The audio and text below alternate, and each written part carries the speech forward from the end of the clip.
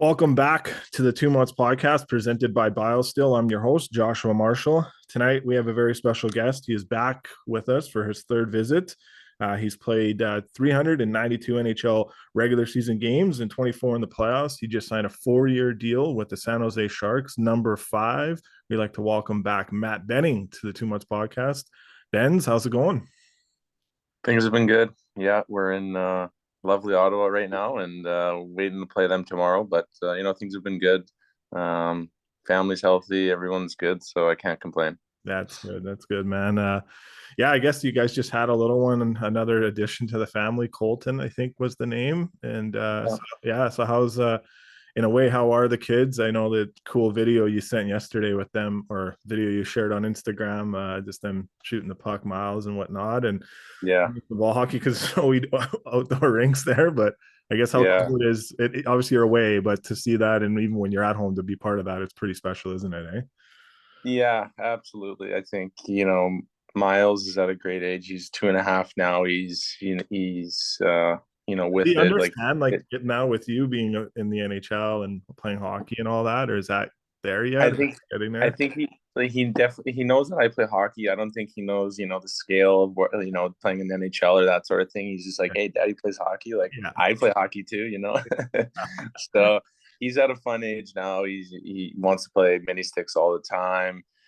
Dad, even, mom, come play mini sticks outside. So I mean, like, going back to your point about no rinks, that side of it. But the nice side is you can play street hockey in the streets in San Jose year round and Yeah. not have to, put on a winter jacket. So, there's perks of that. But yeah, no, he loves coming to the hockey games. It's been tough, in San Jose we have a lot of 7:30 starts, so it's a little bit late for him. But we've had a couple afternoon games, couple 5 o'clock starts, and Yeah. those were really, special to have him there.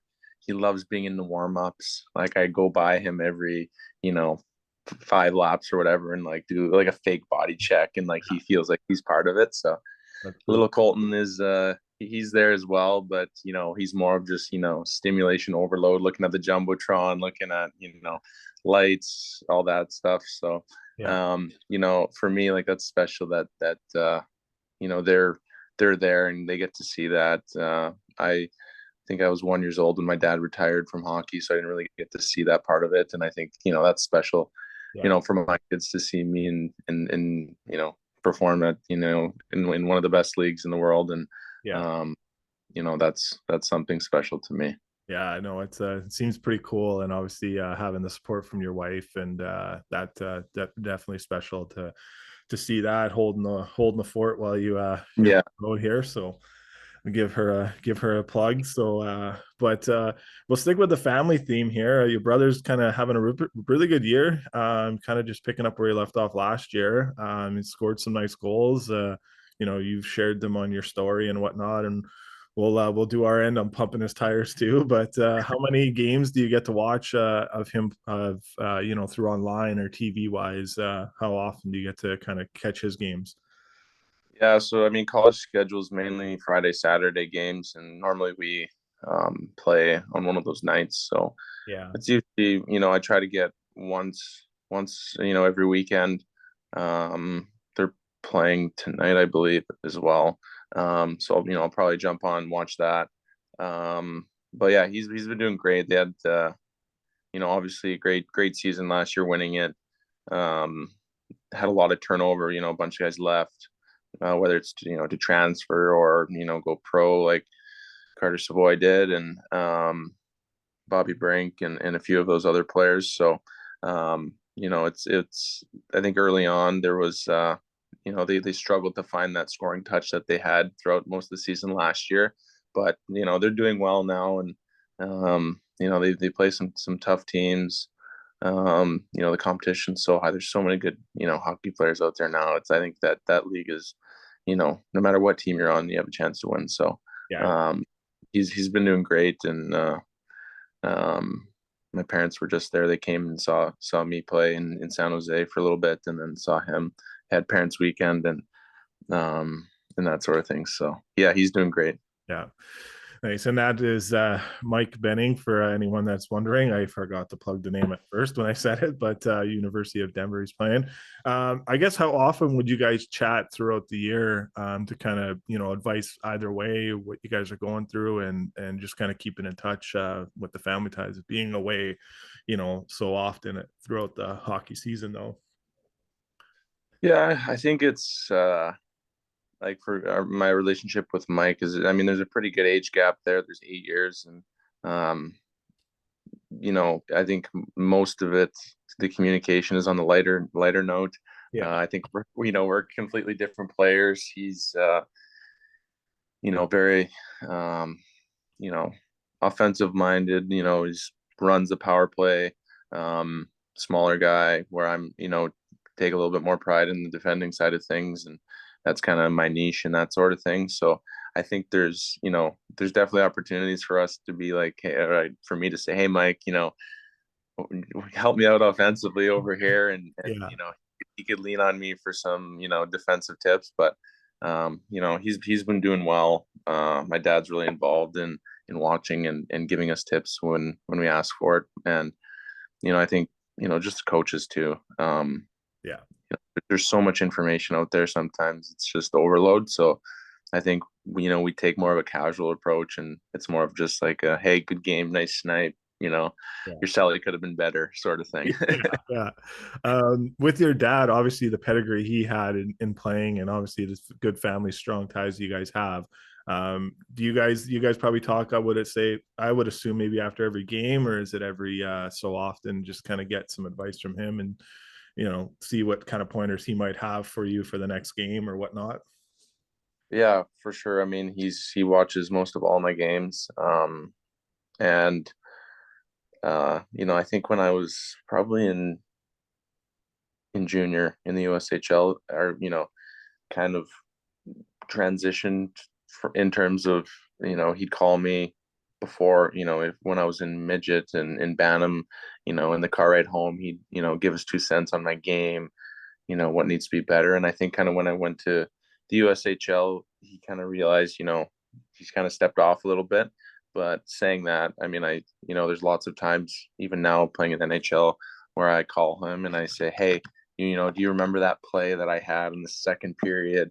Yeah. I made this play, but what are your thoughts? What should I have done, sort of thing.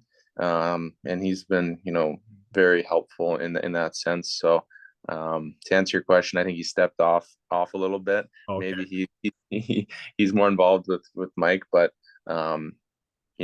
it's the games, and also the games changed a lot since he played and that sort of thing too. But his little pointers and tips are Yeah. definitely there when I ask for it. Yeah, no, that's good. That's good for sure. So, I guess kind of lead us into how it kind of all worked out in signing in San Jose. Obviously, becoming an unrestricted free agent and seeing how that kind of process played out, and being very grateful, obviously, to probably get a 4-year deal, get some term and get some dollars. But and then most importantly, as we talked about kind of before we jumped on, it was just an opportunity make the most of it. But how excited are you to join the San Jose Sharks organization?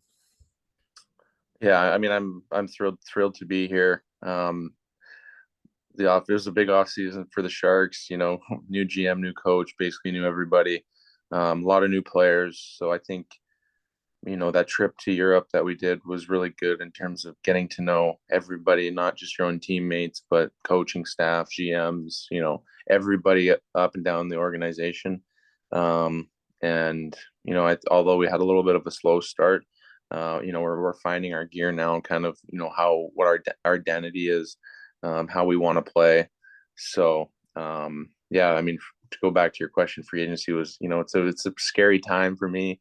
Yeah. Um, I once, sorry, my screen just popped Yeah. up. No, no. Um, Were there a lot of offers in a way? Like, was it kind of tough to gauge where things were and how did that? If you want to let us into that world, it's up to you. yeah, Uh, for sure. I think it's a scary time. When I signed in Nashville, it was a scary time. COVID hit, yeah. cap wasn't going up, not really knowing what's going to happen. Teams want to save as much money as they can. So that was, a nerve-wracking time, but this one was equally as nerve-wracking because, the cap, it's, there's kind of a log jam. Guys making their big money up at the top, and then the middle class, let's just say in terms of salary, um, was either pushed out of the league or pushed in the lower class. So there was a lot of you know people who didn't get qualifying offers. That UFA market was so big, so it was a nerve wracking time for me, and just having another kid. Yeah. There's that pressure and wanting to have some security. So I was so thankful that my career really wanted me. They called me, kind of explained where we see fitting in, what the team's going to look like, and that sort of thing. And that was super exciting for me. There was a couple teams in the mix, but like I mean, as you guys saw, especially on the forward side of thing with Kadri, like there was a lot of teams pushing for, I think, four, five, six guys, and then once they didn't get them, then they would go Yeah. and go after their second or third pick. So there was a lot of like hesitation, I feel like, in free agency, where normally you have like a pretty good idea of these teams might want me going in. I had no idea. I was nervous about getting a job. I didn't even know if I was going to get a job. Yeah. Um, and then you really got to lean on your agent, make sure he's doing his job. And um, we started. It was basically a bid off between two teams, and started at a dollar amount, and 2 years, and then worked our way up to 4 years, which was, like I said, I'm super thankful for. Yeah, no, it's pretty and we got a bit of a connection obviously with your agency. Doug McLean's a good friend of ours here, and obviously his son is involved with ASM, I believe is who you're with. Mhm. We always like to kind of plug the agencies and talk about them. I think they do a big role in a lot of ways. What can you say? You've been with them for quite some time, if not probably your whole career, but thought, kind of the comments and, what the agency's about. And if people are looking to, get involved and looking to get their kids involved, what kind of talk about what kind of agency it is and all that. We'll probably plug an email there for them to add in the show notes, but thoughts on ASM as an agency. Yeah, so I deal with Justin Duberman. He was I had in college. I had an agent named Larry Kelly. He's been around the hockey world, has had a lot of players, but kind of wanting to step away. So he kind of passed me on to Justin Duberman, and yeah, he's been great. They're a smaller agency, not a lot of guys, but um, very interactive with me. Like we talk lots, Yeah. um, whether it's about hockey, or the wife, the kids, the family. He's very Take care, involved, right? Yeah. So day yeah, to day, and I think that's kind of a nice piece of being a smaller group and smaller agency. Um, I'm not making them the most money out of anybody, but they're still very involved in making sure I'm doing okay. Um, on the ice, off the ice. So he's been amazing to me thus far. Every free agency that I've gone through, he's had a plan. Um, kept me very involved. Wanted to make sure that this is something that we wanted, and you know very much so keeping my wife Janelle involved as well. yeah, Because it's a with a wife and two kids, it's not just me.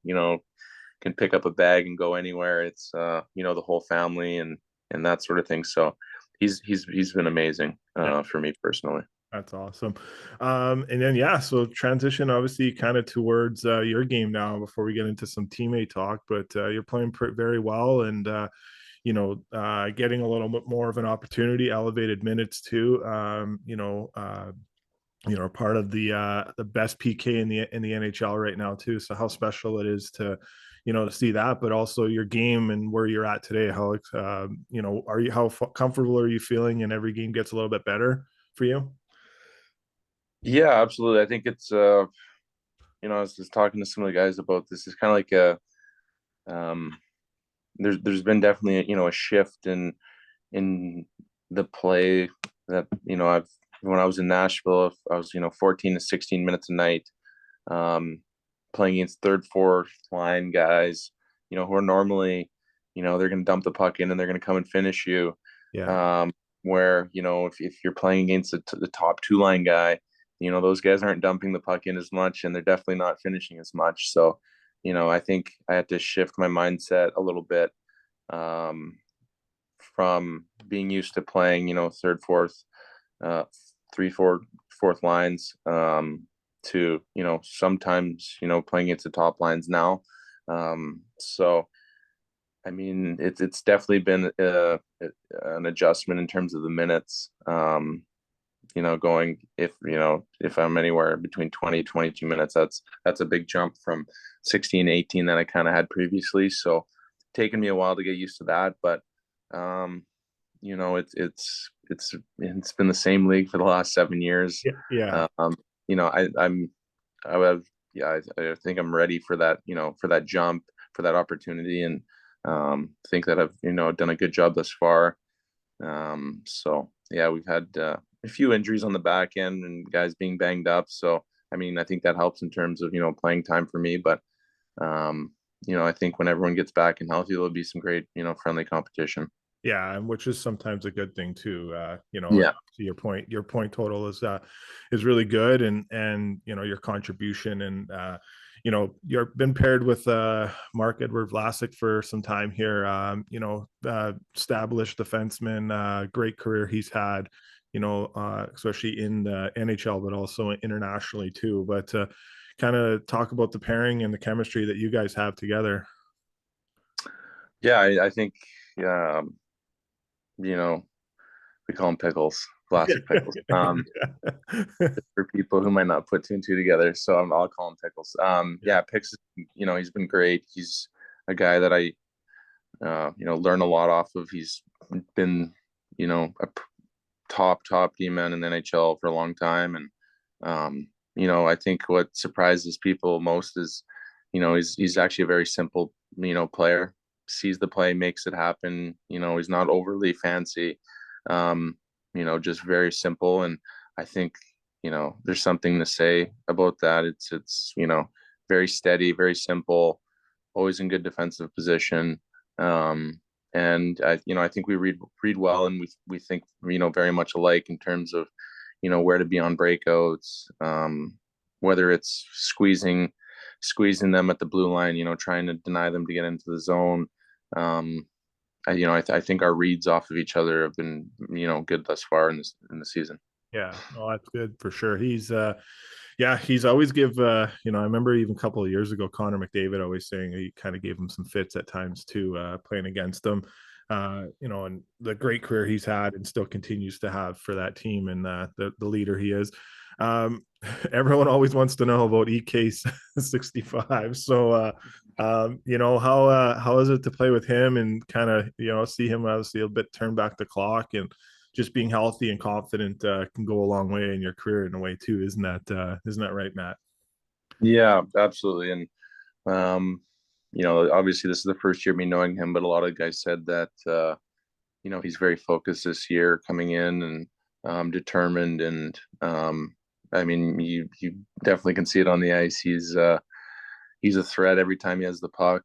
And going from last year to playing with Yossi, who had 95 points, to him having one of the best starts ever. It's pretty special, and I think to compare the two, they kind of do it differently, which is pretty cool. Yeah. Yos is very much in the rush a lot, and gets some points that way. And not saying Carl's not, but a lot of his points have been you know dragging it along the blue line, having an insane amount of poise, getting it through traffic with, a smart shot. And I think a lot of the points that I've had, thus far in the season is me learning off of him, his deception at the blue line. Not saying I'm up there, toe dragging guys like he is, but just in terms of areas on where to shoot on the net, he's he's a very smart player. He thinks it, differently than most guys do. And it shows in terms of his goals and the season thus far. Yeah, it must be pretty fun, like you say, watching Josie last year and now Carlson this year. It's like, all right, this is a pretty special seat to watch in, and getting on the ice when you can with them as well too. So you were paired a bit with Yossi last year, and then I know the game the last game you were in, there was a few times you were out there with Carlson against the Leafs, but the guys have a pretty good coaching staff in my opinion. I'm happy Quinn's back in the league. Kind of want to talk about your coaches and kind of what they mean to you, and the experience, Yeah. kind of what you're learning from them. And the team is obviously, like you said, it's getting better now, and you guys are starting to find a groove here. But the coaching staff that you have this year, how special it is to be with them. Yeah, for sure. I was fortunate enough last year in Nashville's training camp. Quinny actually came down. He didn't have a job and helped out a couple of the days. So I actually got to meet him then because he's very close with the coach in Nashville. So yeah, I mean Quinny's been great. He's brought a different aspect and in terms of his style compared to coaches that I've had before. And at the beginning of the year for me, it was definitely a learning curve in terms of we kind of play a zone defense in our D zone at times, which I've kind of never played. So he brought that aspect, to the team, and it was it was nerve wracking, coming in because I'm a guy who takes so much pride in the D zone and not knowing kind of what I was doing, um, to start the year a little bit. But I think if you look at the statistics now, we're a good team in our D zone. We don't give up a whole lot of chances, and he's very Mindful of that in a way, right? yeah, mindful of that. And I think too is he brings such a different dynamic in terms of he's very focused on where your stick positioning is, closing on guys quick, trying to make guys make plays that they might not necessarily want to make at that time. So kind of push and I think you noticed a lot in our forecheck and even in our own D zone. Just we always have good sticks on the ice. One hand, trying to break up the puck. So Yeah. um, yeah, he's been great. Awesome. Talk about your captain, Logan Couture. A winner in a lot of ways, and seems like one of the great leaders to play for. It sounds like you guys got a pretty close knit group of team there too, from kind of watching the videos when you guys went overseas. But Logan as a captain and as a person going into this year, and kind of, I don't know how much you knew of him going in, but or knew of him before, but what kind of leader is he, and teammate is he? Yeah, absolutely. I mean, he's definitely a quiet leader. He's always around. And not saying he won't say anything, but he's like I said, more of a quiet leader. He's just a great person. Has been around a long time, played a lot of games, knows situations. Whether it's in a game or off the ice. So he's he's been a guy that a lot of guys I think lean on this team, and I've got to know him a little bit better in the last month or two. We've hung out a good amount, and he's been on fire too, which is great to see. Yeah. He's been scoring lots. Plays a big role in our team. He's penalty killer, takes important draws. A lot of times he's going up against the other team's top line, and it's hard to do that. Defend so well, and then on the flip side, go and score. So I mean, he's been leading us thus far this year for sure. That's awesome. Yeah, he's a fun player to watch for sure. And another fun player to watch, and I always heard he's a pretty good character too, a good laugh, is Mario Ferraro. So you got any good funny stories about him, and kind of how cool it is to kind of play with a guy like that as well? There's a lot of energy, it seems like. Oh, it's endless with him. He's an awesome guy. He's brings it in the dressing room. Never a dull moment when he's around. He's always chirping somebody. Yeah, he's great. he's battling a little bit of an injury right now, but should be back soon. And yeah, geez, What a he's character. Yeah. yeah, he's a character. He's just one of those guys that you just got to meet him and be around him to understand. He always has energy, always buzzing, never stops. Yeah. He's always on go mode. So yeah, he's been great. Nice, nice. So we got some fan questions here before we end off. So one of them comes from Jake Baker. He's just wondering what kind. He's got a young kid that's 11 years old. He plays defense. What kind of advice would you give any young kids right now that are playing the game at that younger level, or even at the junior level and whatnot? Any advice you would kind of give them? Yeah, it's I think there's a lot of ways I can kind of go with this, but I think especially as a defenseman, everything now is about closing time and space. So you watch the NHL, a lot of the forwards, they're so fast that it's hard for us defensemen to skate backwards. So you watch, it's kind of started with Duncan Keith skating forwards to defending guys on the rush. I think if you can try to skate forwards as much as you can, set your gaps, early, set your gaps in the offensive zone. Our coaches talk about all the time. If you have a really good gap, in the offensive zone and they start coming at you, you're right in their face, and that makes it hard to play. I'd say another thing is, learn how to make little plays in and around people. The game is only getting quicker and quicker. Um, to make a stick handle and make a pass through a guy's triangle and his stick, or his skates is an underrated skill.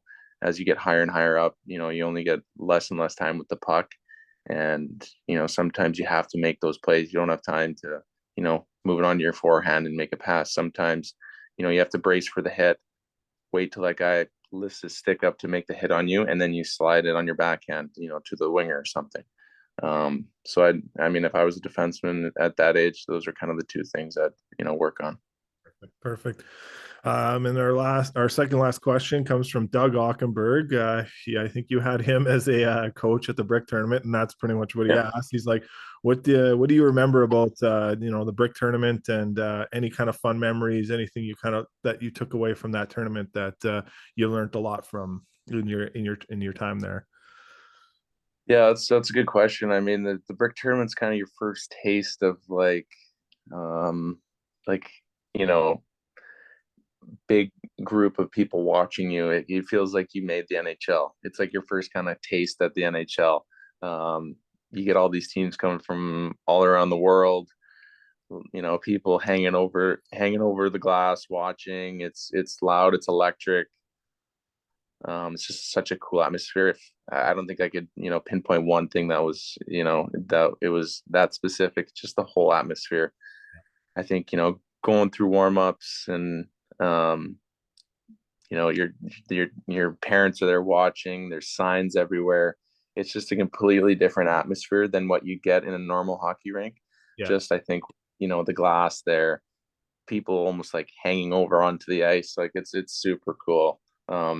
Yeah, that's an awesome tournament. Yeah, no, it is for sure. I've been a few times, so I think we might have a booth set up there next time it starts. So that'll be pretty cool for us. And also at the John Reed, it looks like we might have something set up there too. But Right. do you have any kind of cool, funny stories about Doug as a coach? I'm good friends with him. I played ball hockey with the guy.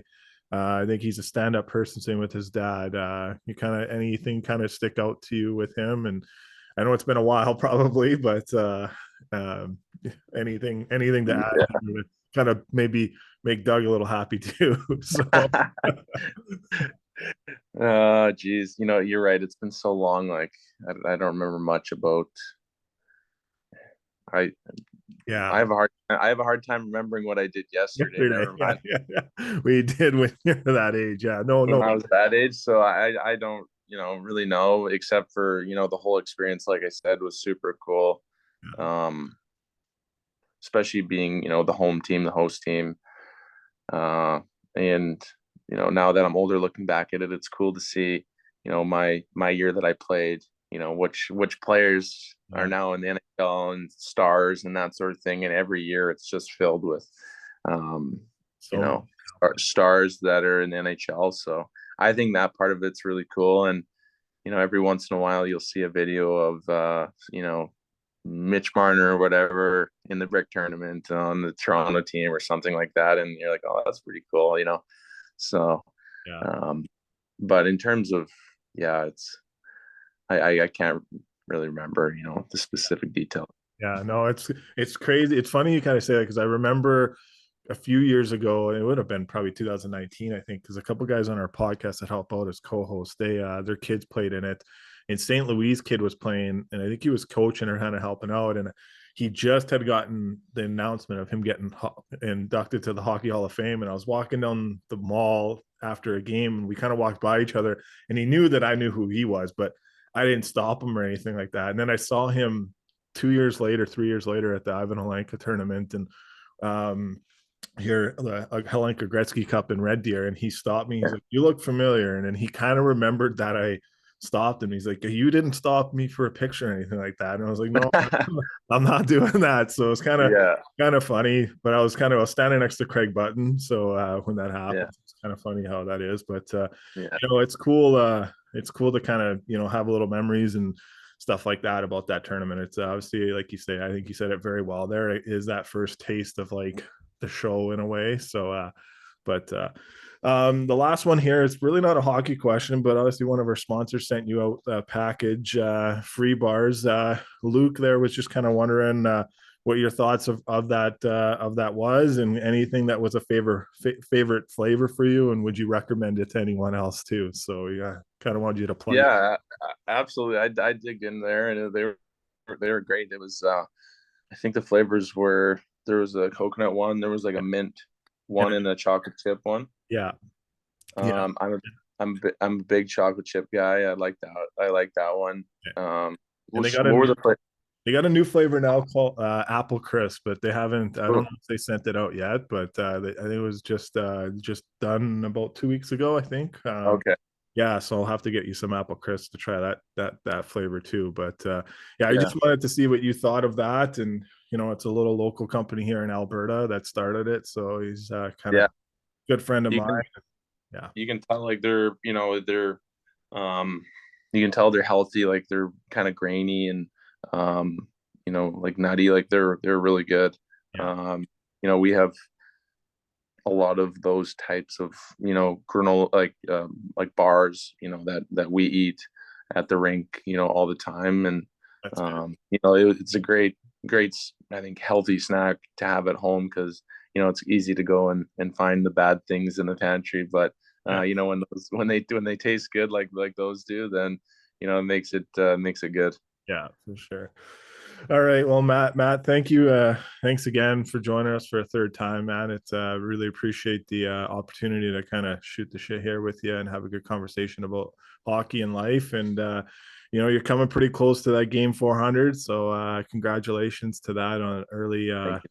early congratulations. But I'm pretty happy for you, and it's great watching you play, and looking forward to kind of seeing you throughout the rest of the year, and then catching up when you guys get here. I think you guys are here in March, and then maybe April too. So Yeah, last game of the season. yeah, um and then, yeah, one other time. So, but yeah, yeah, no, thanks for having me. It's always a pleasure coming and talking to you. You guys are awesome people. thank you. um you know always have time for you, so thank you. You as well, man. Continue it, and I love the little fist pumps. So you got to keep on doing that, man. I loved how you did it in Nashville. So keep that stuff going, man. It's pretty sweet. So we'll Yeah, sharing it on our end too. So, anyways, have a good one, and all the best to you and your family. awesome, thanks.